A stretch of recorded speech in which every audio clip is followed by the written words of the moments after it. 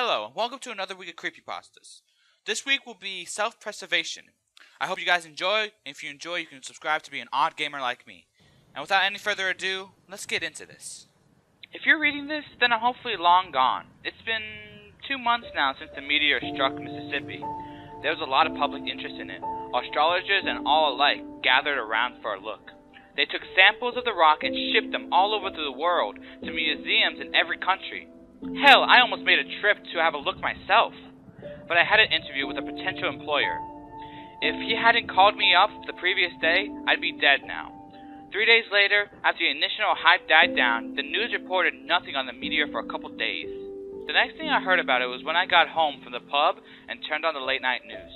I was just in time to catch a breaking news article.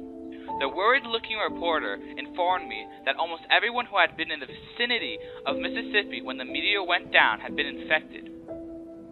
Their symptoms were similar to those that a corpse experiences during decomposition. 10 people have already died, mostly the elderly and very young. Scientists and geneticists from all over the globe were working frantically to try and find a cure. Being smarter than the average bear, I gathered some supplies and prepared for an epidemic. Years of being paranoid beyond reason was finally about to pay off. The news the next day had a lighter tone. A Chinese scientist had worked out that the meteor had contained an alien strand of bacteria that slowly broke down flesh tissue. The scientist also remarked that the bacteria were only affecting humans.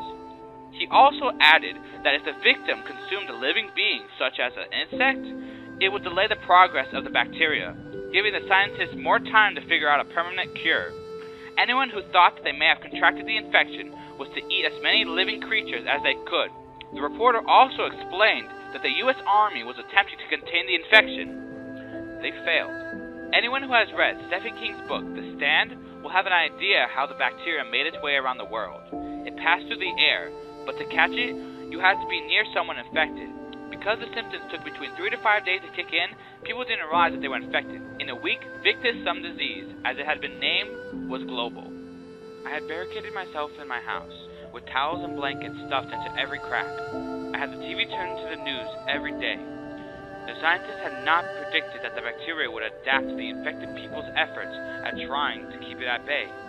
Victims all over the world were claiming that the insects were no longer working.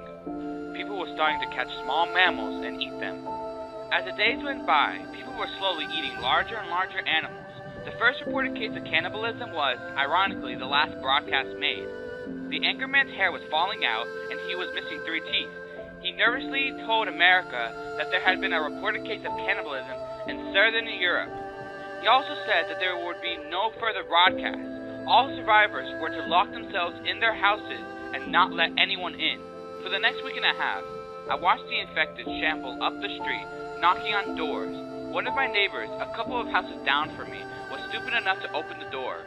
3 people dragged him out and started biting his flesh. They started with his arms and legs, trying to keep him alive for as long as possible. They were crying as they ate. Their meal was shrieking in pain. And the 3 people eating him were apologizing furiously through mouthfuls of his arm. I don't think they were able to control themselves. It looked more like they were disgusted by what they had to do to stay alive. They tried to break into my house 5 or 6 days later, but my barricades held. They were outside, begging me to let them in. Just one bite. Please, be generous. I listened to their pleading all night, too scared to sleep. I suppose I should explain why I'm writing this. I'm infected.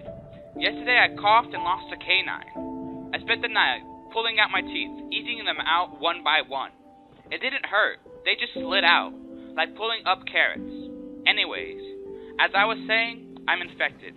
The bugs have stopped working, and all the wild animals have long since run away. I've decided to lure someone into my house and attack them.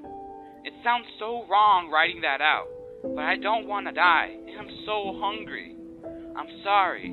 I'm so sorry.